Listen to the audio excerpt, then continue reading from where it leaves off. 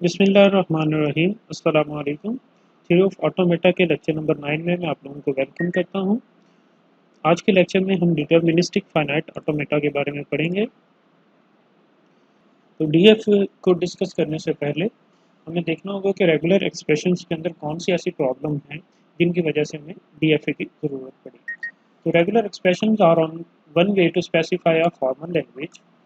एक तरीकाकार है रेगुलर एक्सप्रेशन की मदद से हम फॉर्मल लैंग्वेजेस को जनरेट कर सकते हैं, जिसको हम स्ट्रिंग जनरेटर कहते हैं। Generate string in the language, उस लैंग्वेज के अंदर हम रेगुलर एक्सप्रेशन की मदद से स्ट्रिंग्स को जनरेट कर सकते हैं। जबकि फाइनाइट ऑटोमेटा डिटर्मिनिस्टिक जबकि डीएफए के अंदर डिटर्मिनिस्टिक फाइनाइट ऑटोमेटा के अंदर एक और तरीकेकार से हम लैंग्वेज को स्पेसिफाई कर सकते हैं, जिसको स्ट्रिंग चेकर कहा जाता है। Give any string determines if that string is in the language और नॉट। तो डीएफए की मदद से हम किसी लैंग्वेज की स्ट्रिंग को चेक कर सकते हैं कि वो उस लैंग्वेज का हिस्सा है या नहीं है। तो आइए डीएफए मशीन की तरफ चलते हैं। आपकी स्क्रीन के ऊपर एक मशीन नज़र आ रही है, जिसके अंदर डिफरेंट टाइप्स के ऑब्जेक्ट्स यूज़ किए गए हैं, शेप्स इस्तेमाल की गई हैं, जिसमें एरो साइंस नज़र आ रहे हैं, सर्कल्स नज़र आ रहे हैं आपको, और इनपुट सिंबल्स हैं लाइक ए और बी नज़र आ रहे होंगे। इसी तरह कुछ नंबर्स नज़र आ रहे हैं। तो आइए इनको वन बाय वन देखते हैं ये क्या चीज़ें हैं। तो सबसे पहले हम सर्कल्स की बात करते हैं। इनको स्टेट्स कहा जाता है। स्टेट्स के अंदर जो है वो नंबर्स होते हैं, और स्टेट्स के फाइनाइट होने को, मतलब नंबर्स जो हैं वो फाइनाइट होते हैं, इसलिए इसको फाइनाइट ऑटोमेटा कहा जाता है। जिसके अंदर आपके पास, अगर आपकी स्क्रीन पे नज़र आ रहा हो, तो 4 स्टेट्स हैं। तो ये काउंटेबल है, इसलिए इसको फाइनाइट ऑटोमेटा कहा जाएगा। नेक्स्ट आपके पास सेकंड थिंग में अल्फ़ाबेट्स हैं। अल्फ़ाबेट्स क्या हैं? Characters that can occurs in string accepted by DFA. तो हमारी ये जो डीएफए मशीन है, ये उन स्ट्रिंग्स को या उन कैरेक्टर्स को, अल्फ़ाबेट्स को वन बाय वन रीड करते हुए एक्सेप्टिंग स्टेट की तरफ जाएगी या रिजेक्शन स्टेट की तरफ जाएगी। थर्ड चीज़ जो है हमारे पास ट्रांजिशन है, जो आपको एरो साइन के अंदर नज़र आ रही होगी, रेड साइंस के अंदर। तो एरो के अंदर आपके पास देखें, आप स्टेट 0 से रीड करते हुए आप स्टेट 0 से ए को रीड करते हुए स्टेट 1 पे पहुंच जाते हैं, तो इसको ट्रांजिशन कहा जाता है। स्टेट 0 से स्टेट 1 के ऊपर जब आप ट्रांजिशन करेंगे तो ए रीड करेंगे। इसी तरह अगर आप अब उसी स्टेट के ऊपर रहते हैं तो इसको लूप कहा जाता है। जैसे अगर हम स्टेट 0 से बी को रीड करते हैं तो स्टेट 0 पे ही रहेंगे, इसको लूप कहा जाता है, और ये भी ट्रांजिशन कहलाती है। नेक्स्ट है हमारे पास इनिशियल स्टेट। तो जिस पे अपकमिंग एरो आ रहा होता है, वो इनिशियल स्टेट होती है। इनिशियल स्टेट हमेशा आपकी पूरी मशीन के अंदर एक होती है, तो जहाँ से आपने स्टार्ट करना होता है। तो ये आपकी मशीन को रीड करने, जब आप इनपुट देंगे तो आपकी मशीन जहाँ से स्टार्ट होनी है, तो ये एरो जो है वो हमें स्टार्टिंग स्टेट बताता है कि कौन सी स्टेट जो है वो स्टार्टिंग हो सकती। लाजमी नहीं है कि वो हमेशा जो 0 स्टेट है वही स्टार्टिंग स्टेट होगी, कोई भी हो सकती है। यहाँ पे भी एरो लगाया जा सकता है, 3 पे भी एरो लगाया जा सकता है, तो कहीं पे भी एरो इस्तेमाल किया जा सकता है। इनिशियल स्टेट जो है वो एक होगी, एक से ज़्यादा नहीं होगी। नेक्स्ट हमारे पास जो है वो फाइनल स्टेट्स हैं, जिसके अंदर फाइनल स्टेट होती है। फाइनल स्टेट जो है वो एक से ज़्यादा भी हो सकती है। तो फाइनल स्टेट की पहचान क्या है? जिसके ऊपर डबल सर्कल लगा होगा वो फाइनल स्टेट हो सकती है। तो अगर एक से ज़्यादा है, तो लाइक अगर मैं 3 के ऊपर यहाँ पे एक और सर्कल लगा देता हूँ, तो इस सूरत में हमारे पास 2 फाइनल स्टेट्स हो जाएंगी। दोनों के ऊपर आप मशीन जो है वो आपकी किसी भी स्ट्रिंग को एक्सेप्ट कर सकती है। यहाँ पे आपके स्क्रीन के ऊपर एक एग्जांपल नज़र आ रही है डिटर्मिनिस्टिक फाइनाइट ऑटोमेटा की। तो एरो का मतलब है इनिशियल स्टेट। ये जो सर्कल्स हैं ये आपके स्टेट्स हैं, स्टेट 0, स्टेट 2, स्टेट 3। इसके बाद आपको सिंबल्स नज़र आ रहे हैं, सिंबल ए या इनपुट, या आपको स्ट्रिंग कह लें, string A, string A B.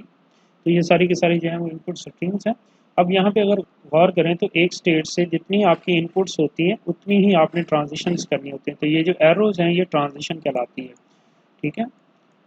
तो एक स्टेट से आप किसी दूसरी स्टेट के ऊपर की ट्रांजिशन के ज़रिए से जा सकते हैं। तो यहाँ पे देखें आपके पास अगर इनपुट जो सिंबल है वो ए और बी हैं, तो आपके पास हर स्टेट से दो ट्रांजिशंस होनी चाहिए।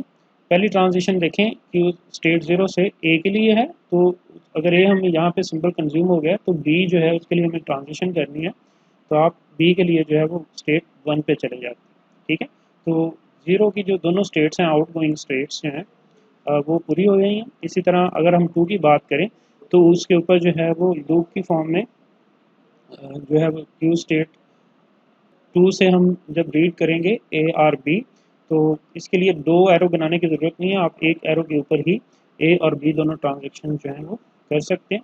तो स्टेट टू के ऊपर अगर हम दोनों आउट गोइंग स्टेट्स जो हैं वो ए और बी के लिए कंप्लीट हैं। इसी तरह वन के ऊपर अगर हम आएँ तो आउट गोइंग स्टेट जितनी इनपुट सिंबल हैं उतनी आउट गोइंग स्टेट होनी चाहिए। तो ए और बी के लिए आपके पास लूप की फॉर्म में जो है वो ट्रांजिशन है, आप दोनों सिंबल्स में ए और बी को यूज़ कर सकते हैं। लेकिन हमेशा याद रखना है ए कॉमा बी का मतलब है आप जब एक ट्रांजिशन करेंगे, एक लूप लेंगे, तो उसमें आपके पास चॉइस होगी, आप या तो ए ले सकते हैं या बी ले सकते हैं। तो जो इनपुट आपको रिक्वायर्ड होगी आप उसको रीड कर सकते हैं। नेक्स्ट हम अब प्रैक्टिकल DFA एक मशीन को देखते हैं कि किस तरह से डिज़ाइन की जा सकती है। तो DFA for all strings over A B that contain exactly two A's. तो आपके पास एक ऐसी मशीन होनी चाहिए जिसके अंदर जो है वो एग्जैक्टली टू एज होने चाहिए। वो स्टार्ट में एक हो, एक बाद में हो, एक दरमियान में हो, एक एंड पे हो, एक कहीं पे भी हो। तो इन सिंपल आपकी जितनी भी स्ट्रिंग्स होंगी आपको अ, उसके अंदर मैक्सिमम जो है वो टू एज होने चाहिए, उससे ज़्यादा एज नहीं होने चाहिए। तो इसमें एग्जांपल में अगर हम बात करें तो ए बी जो है वो आपकी इस स्ट्रिंग का हिस्सा हो सकती है। नहीं, इसमें टू एज नहीं है। ए हो सकता है, हाँ जी ए हो सकता है, ए बी हो सकता है, हाँ जी ए बी ए, हाँ जी ये भी है। इसमें भी दो एग्जैक्टली टू एज हैं, ए या बी, ए ए बी, ये ट्रांजिशन हो सकती है, हाँ जी हो सकती है। तो इन सिंपल टू एज आपकी जो है वो एग्जैक्टली टू एज जो है वो आपकी स्ट्रिंग का हिस्सा होना चाहिए। तो इसके लिए अब हम मशीन डिज़ाइन करते हैं। तो सबसे पहले इनिशियल स्टेट से मशीन का जो स्टार्टिंग पॉइंट होगा वो, उसके बाद स्टेट नंबर ज़ीरो है। इसके लिए हम जो है वो इनपुट रीड करेंगे ए, हमें ए रिक्वायर्ड है, एग्जैक्टली टू एज होने चाहिए। तो मिनिमम जो हमारी स्ट्रिंग बनती है वो डबल ए है, तो ए रीड करेंगे। उसके बाद जो है वो हम स्टेट वन पे पहुंच जाएंगे। अब देखें इनपुट हमारी हैं टू, ए और बी इनपुट है। तो ट्रांजिशन ए जो है वो ज़ीरो से आपको वन के ऊपर आउट गोइंग हो गई है, लेकिन ज़ीरो से आउट गोइंग बी के लिए भी होनी चाहिए। तो आप बी के लिए जो है, क्योंकि लाजमी नहीं है स्टार्ट में भी बी आ सकता है, बाद में भी स्टार्ट में भी ए बी आ सकता है, लाइक यहाँ पे आपके पास है। तो यहाँ पे हम जो है लूप की फॉर्म में जो है वो बी के लिए ट्रांजेक्शन लिख लेंगे। तो ए के लिए जो दो आउटगोइंग हैं, ए और बी दोनों की कंप्लीट हो गई है। अब वन है, वन से जो है वो हमने आउटगोइंग दो निकालनी है ए और बी के लिए। तो ए के लिए हम ट्रांजिशन निकालेंगे जो कि हमें टू पे पहुंचा देगी स्टेट के ऊपर, और यहाँ पे आउटगोइंग ट्रांजिशन हमें बी रिक्वायर्ड है। तो ए की रिक्वायरमेंट पूरी करने के लिए बी ट्रांजिशन, तो उसके लिए फिर हम लूप के अंदर जो है वो बी लिख देंगे। तो इसकी भी आउटगोइंग जो है वो दोनों पूरी हो गई हैं। अब नेक्स्ट जो है वो हम क्या चाहते हैं कि ए और बी एंड पे आए, जितनी बार मर्जी आए, हमें उससे कोई नहीं है। तो टू के ऊपर जो है वो ए और बी जो है वो रिपीट की फॉर्म में लगा देते हैं, लूप की मदद से लगा देते हैं। तो दोनों आउटगोइंग ट्रांजिशन जो है वो टू की भी कंप्लीट हो गई है। तो इसको फाइनल स्टेट करने के लिए हम जो है वो इसको डबल सर्कल कर देते हैं। तो इस तरह आप एक मशीन डिज़ाइन कर सकते हैं। अब ये वाली सेटिंग जो है वो इसके ऊपर एक्सेप्ट होती है या नहीं होती, तो आप स्टार्ट से लेकर एक्सेप्टिंग स्टेट मतलब फाइनल स्टेट तक जाते हैं। अगर आप फाइनल स्टेट के ऊपर आपकी इनपुट ख़त्म हो जाती है तो आपकी मशीन जो है वो स्ट्रिंग को, उस लैंग्वेज को एक्सेप्ट करती है। चेक कर सकते हैं आप, अदरवाइज वो रिजेक्ट हो जाएगी या हार्ड स्टेट में चली जाएगी। तो यहाँ पे अगर हम देखें ए बी इसके अंदर एक्सेप्ट होता है या नहीं होता, तो अगर हम यहाँ पे देखें तो ट्रांजिशन ज़ीरो स्टेट से स्टार्ट करेंगे, ए को रीड करेंगे, ए रीड हो गया। लास्ट हमारे पास बचा है जी बी, हम स्टेट वन पे पहुंच गए हैं। स्टेट वन पे बी को रीड करेंगे, और बी को रीड करने के बाद हम स्टेट 1 पे ही रहेंगे। क्या ये एक्सेप्टिंग स्टेट है? नहीं है, इसलिए ये स्ट्रिंग जो है वो रिजेक्ट हो जाएगी या आपकी एक्सेप्ट नहीं होती। जैसा कि हमने पहले भी कहा कि ये भी आपकी लैंग्वेज का हिस्सा नहीं है। नेक्स्ट है हमारे पास ए है, तो हम ए को रीड करेंगे स्टार्टिंग स्टेट से। ए रीड हुआ। नेक्स्ट हमारे पास इनपुट सिंबल है ए, तो ए 1 स्टेट पे पहुंचने के बाद हम दोबारा से ए को रीड करेंगे। हम पहुंच जाएंगे state number 2 which is final state. तो हमारे पास इनपुट जो है वो नहीं बची, तो अब ये स्ट्रिंग जो है वो एक्सेप्ट हो गई है, तो इसलिए ये एक्सेप्टेड बाय दिस मशीन। ये चेक कर ली गई है कि ये जो स्ट्रिंग है ये हमारी मशीन का हिस्सा है। इसी तरह हम नेक्स्ट देखते हैं ए बी। तो हम ए को रीड करते हुए 1 स्टेट पे आएंगे, इसी तरह ए को रीड करते हुए सेकंड स्टेट पे आएंगे और फिर बी को रीड करेंगे, तो हम स्टेट नंबर 2 पे ही रुकेंगे। तो इस तरह हम फाइनल स्टेट पे हैं, तो ये भी एक्सेप्ट, ये स्ट्रिंग भी एक्सेप्ट हो जाएगी। ए बी ए है, तो स्टार्ट से हम ए रीड करेंगे, बी हम 1 स्टेट के ऊपर रीड करने के बाद 1 पे ही रहेंगे, उसके बाद ए रीड करेंगे तो हम फाइनल स्टेट पे पहुंच जाएंगे। तो ये वाली जो स्ट्रिंग है ये भी एक्सेप्टेड है। बी ए बी 0 से स्टार्ट करेंगे, बी रीड करेंगे, उसके बाद हमें ए चाहिए, ए रीड करते हुए हम स्टेट 1 पे पहुंचते हैं, फिर हमें ए चाहिए, स्टेट 1 से रीड करते हुए हम स्टेट 2 पे पहुंचेंगे, तो ये भी ए कंज्यूम हो गया। नेक्स्ट हमारे पास इनपुट जो है वो बी है, तो 2 के ऊपर आपको बी नज़र आ रहा है। 2 के ऊपर जो है वो आप ट्रांजिशन बी के लेने के बाद आपके पास कोई आउटपुट नहीं बची, कोई इनपुट नहीं बची, तो अगर आप फाइनल स्टेट पे हैं तो ये भी स्ट्रिंग एक्सेप्टेबल है। तो अगर हम इस तरह की हमारे पास अगर स्ट्रिंग हो जिसके अंदर 3 टाइम जो है वो ए हो, लाइक ए बी ए, तो ये आपकी लैंग्वेज का हिस्सा नहीं होना चाहिए। तो इसको चेक करते हैं कि हमारी मशीन इसके साथ क्या करती है। तो ए रीड करने के बाद हम स्टेट 1 पे पहुंचते हैं, फिर ए रीड करने के बाद हम स्टेट 2 पे पहुंचते हैं, फिर हमें बी है, बी रीड करने के बाद हम स्टेट 2 पे पहुंचते हैं, फिर हमें ए चाहिए, तो ए स्टेट रीड करने के बाद हम 2 पे हैं।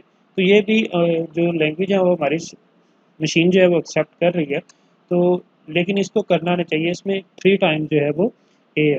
तो अब इसका हल क्या है? देखें, अगर बी तीसरी टाइम मतलब 2 बार तो हमने एग्जैक्टली रिक्वायर्ड है, तो 2 बार ए आने के बाद अगर दोबारा से कोई बंदा अगर दोबारा से हमारे पास कोई ऐसी स्ट्रिंग आ जाती है जिसके अंदर ए आता है, तो हम उसके लिए जो है वो ट्रांजिशन अलग कर देंगे। ठीक है, ए रीड करने के बाद वो स्टेट नंबर 3 पे पहुंच जाए, तो यहाँ से हम जो है वो 3 इसको ए को निकाल देंगे। लाइक यहाँ पे सिर्फ हम बी का एक लूप है हमारे पास। अब ए और बी स्टेट 3 पे हमें इनपुट, हमारे इनपुट सिंबल ए और बी के लिए 2 ट्रांजिशंस चाहिए, तो हम ए कमा बी यहाँ पे लगा देंगे। तो इसके लिए भी आउटपुट जो आउटगोइंग रिक्वायरमेंट है ट्रांजिशन के लिए वो भी पूरी हो जाती है।